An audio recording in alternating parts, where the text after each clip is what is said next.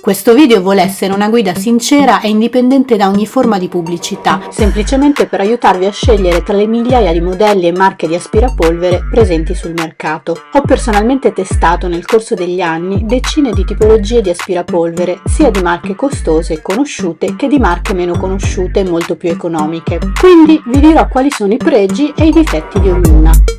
Cominciamo subito. Prima della scelta bisogna considerare alcuni punti. L'estensione della superficie da aspirare, cioè quanto è grande la vostra casa, se avete animali e la frequenza e lo scopo per la quale la utilizzate.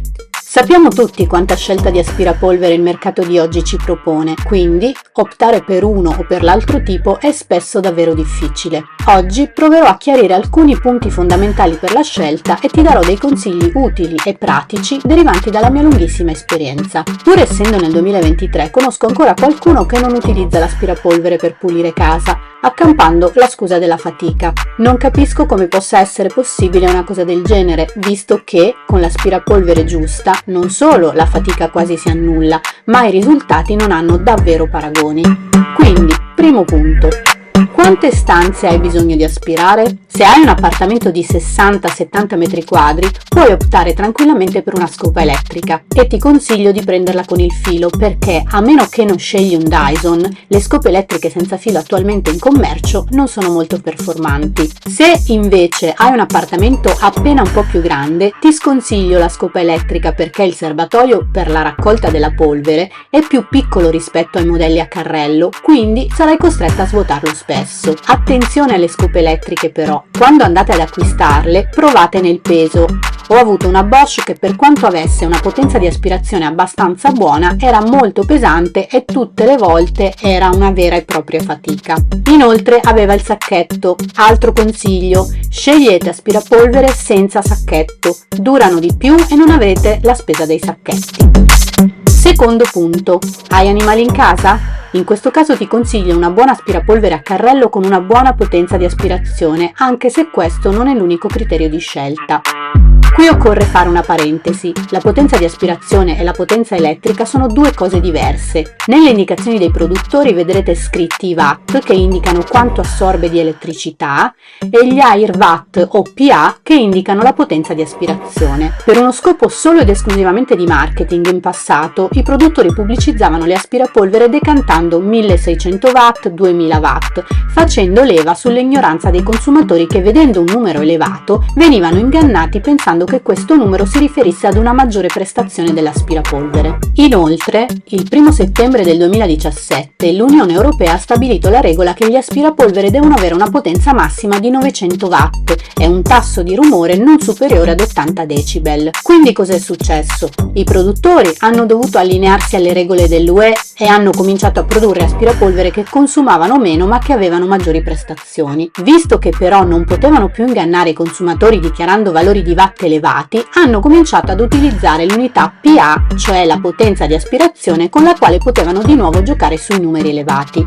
Però ti dico che una maggiore potenza di watt non corrisponde a una maggiore potenza di aspirazione e inoltre anche la potenza di aspirazione dichiarata spesso non corrisponde alla vera e propria efficienza dell'apparecchio perché esistono davvero tante variabili. Terzo punto, frequenza e scopo di utilizzo. Se la utilizzate una volta ogni tanto potete anche permettervi di risparmiare e prendere un modello medio. Se invece come me la utilizzate tutti i giorni, vi consiglio di investire un po' di più ma optare per un modello che vi dia alte prestazioni e che duri nel tempo, soprattutto se la utilizzate ad esempio per aspirare i tappeti o per aspirare gli interni dell'auto, occorre che sia potente e che abbia un'ottima potenza di aspirazione.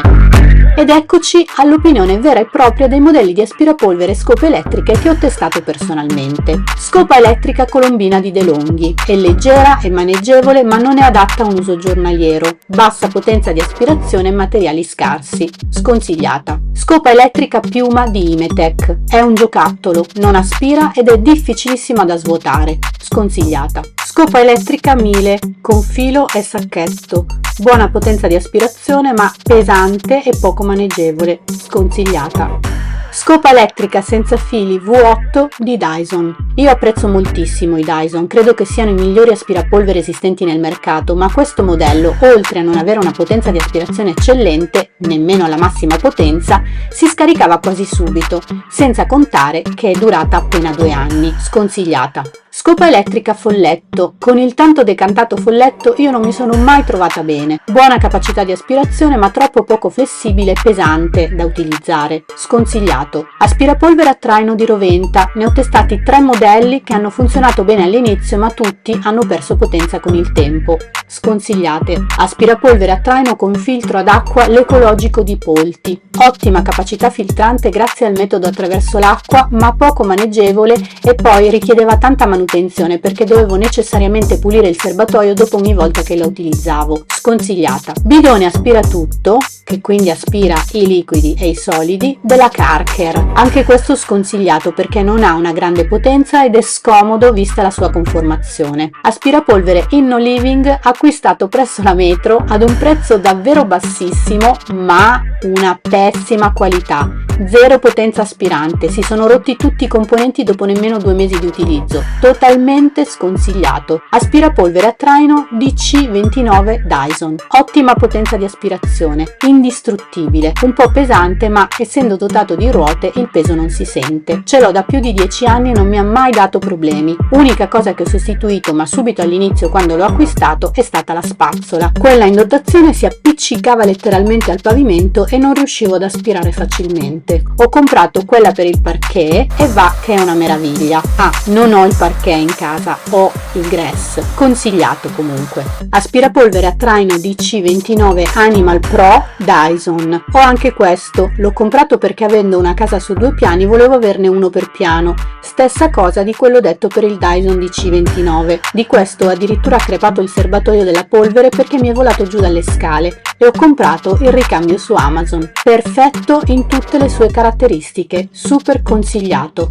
Il mio prossimo acquisto sarà un Dyson V15, del quale dopo averlo testato farò un video apposito per informarvi delle sue prestazioni. Spero di esserti stata utile. Se non vuoi perderti altri contenuti di questo genere, non dimenticare di iscriverti al canale. A presto! Goodbye!